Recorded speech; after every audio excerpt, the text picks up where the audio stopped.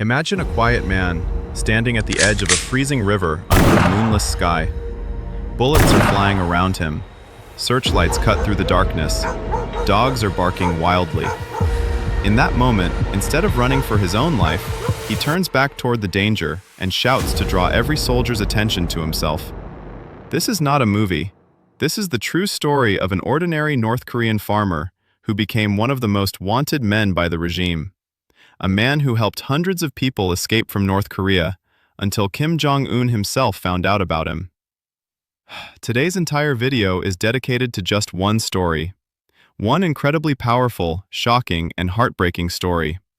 If you love real-life tales of courage, sacrifice, and the true cost of freedom, stay with me until the end.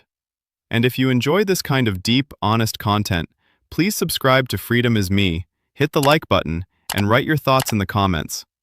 Let's begin.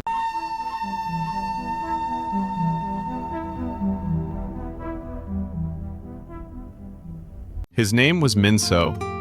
In the year 2014, he was 37 years old. He lived in a small village in North Hamgyong province, not far from the Tumen River, which forms the dangerous border with China. Min So was a simple farmer. He owned a few small plots of land that had been passed down through his family. Every morning before sunrise, he would walk to his fields, working the soil with his bare hands and old tools. The land was rocky and difficult, but it was his. It gave him just enough to feed himself and his elderly parents. Unlike many others in the village, he never joined the ruling Workers' Party. He kept to himself, spoke little, and tried to stay invisible. Life in North Hamgyong was always harsh. The province is known for its cold winters, poor soil, and strict surveillance. Local party officials constantly pressured farmers to give larger portions of their harvest to the state. They held endless political meetings where people were forced to chant slogans praising the supreme leader. Anyone who showed even the slightest sign of disloyalty could lose everything. For years, the authorities had their eyes on Min So. They wanted his land because it was close to the river and relatively fertile. Officials accused him of not being enthusiastic enough during propaganda sessions. They threatened to take his fields and send him to a labor camp, but Min So worked harder than anyone else. He remained quiet and obedient on the surface, while inside him a deep anger and sadness were growing. Everything changed on a cold autumn night in 2015. A desperate neighbor came to his small wooden house after midnight. The man's wife was critically ill. There was no medicine in the village clinic. Their young daughter was slowly starving. The neighbor fell to his knees and begged Min So to help them cross the Tumen River into China. At first, Min So refused. He knew the risks. Getting caught meant immediate execution, or a lifetime in one of the regime's brutal political prison camps. 3 generations of a family could be punished for one person's actions. But when Min So looked at the man's hollow eyes and heard the quiet crying of the child outside, something inside him finally broke. That night he made his first decision to help. He knew the border better than most soldiers. He had grown up near the river. He understood its currents, the dangerous shallow points, the patrol schedules, and the blind spots where the guards rarely looked. During a heavy storm when rain and wind reduced visibility to almost nothing, Min So guided the family across. They waded through ice-cold water up to their chests. The current was strong, but they made it to the Chinese side. From there, the family disappeared into the underground network of brokers that helps defectors reach South Korea. Word spread very quietly in the village. People whispered at night. Not everyone trusted Min. But those who had lost all hope began coming to him. First, it was 1 family per month, then 2, then more. Min So never asked for money or food. He did it because he could no longer watch children die of hunger, women sell their bodies for a handful of rice, and men disappear into prison camps for minor offenses. He hated the system that treated human beings like disposable tools. As the years passed, his operation became more sophisticated. He built a small, careful network. Some trusted villagers acted as messengers. He bribed a few low-ranking border guards with extra rice or smuggled cigarettes. On the Chinese side, he had contacts who could receive people and move them further away from the border. He helped all kinds of people. Elderly couples who wanted to see their children in the south, Young women escaping forced marriages or sexual abuse by officials, entire families with small children, and even former soldiers who had lost faith in the regime. But the fear never left him. Every single night, Min-so slept with one eye open. He expected soldiers to burst through his door at any moment. He knew the regime's methods very well. Public executions in the village square, forced public confessions, torture, and collective punishment. That is why he made the most painful choice of his life.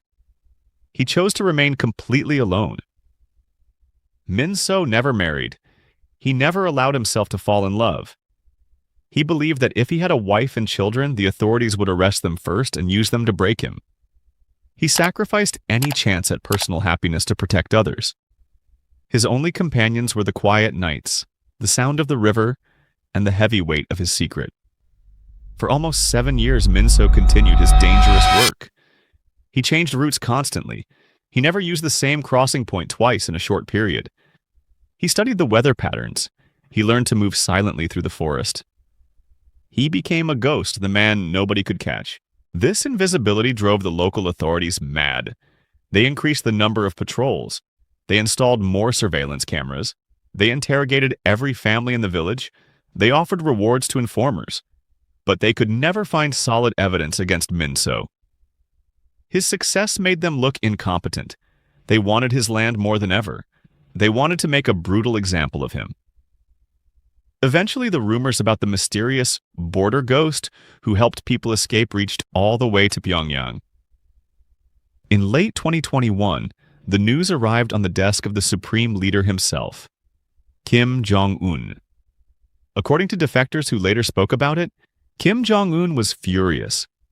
He saw this as a direct challenge to his absolute power, especially near the sacred northern border. He gave a direct order. Find this man immediately. Bring him alive for a public show trial if possible, or eliminate him quietly if necessary. No expense was to be spared. Elite special forces from the Ministry of State Security were sent to the region. These were not regular soldiers. These were highly trained, ruthless units used for internal repression. They began a systematic hunt. They put extreme pressure on every villager. They threatened entire families. They offered large rewards in food and money for any information. Min-so felt the net closing around him. He knew his time was running out, yet even then he did not stop helping people. The final chapter came on a freezing night in early 2022. A young couple arrived at his door. The wife was 6 months pregnant. They had been denounced for listening to South Korean songs on a smuggled USB drive, a crime punishable by death. They had no choice but to run. Min-so agreed to take them across. They moved carefully through the darkness toward one of his safest crossing points. The river was partially frozen. The wind howled. For a while it seemed they would make it, but halfway across, a patrol spotted them. Bright searchlights suddenly pierced the night. Guard dogs began barking furiously. Shouts and warning shots filled the air. Min-so had only seconds to decide. He turned to the young couple and said calmly, "Run. Do not look back. Reach the other side and keep going. Live free for me." Then he did something heroic. He deliberately started making noise. He shouted. He threw stones. He ran in the opposite direction, drawing every soldier and every bullet toward himself. He became the decoy so the young couple could escape. The couple later reached South Korea and told their story to other defectors. They said they heard dozens of gunshots behind them, a long, intense exchange of fire. Then, everything went silent. Min-so was never seen alive again. Weeks later, quiet information reached the village. The special forces had cornered him. They shot him on the spot. His body was never returned to his family. His small house was burned to the ground. His fields were taken by the state and given to loyal party officials. The riverbank where he once worked became a stricter controlled zone. Sorrowful. The village never recovered. Without Min-so's quiet help, hope disappeared. Hunger returned even worse than before. People lived in constant fear. Many who once dreamed of freedom now existed in a true living hell, broken, starving, and completely crushed under the weight of the regime. Min-so was not a soldier. He was not a politician. He carried no weapons.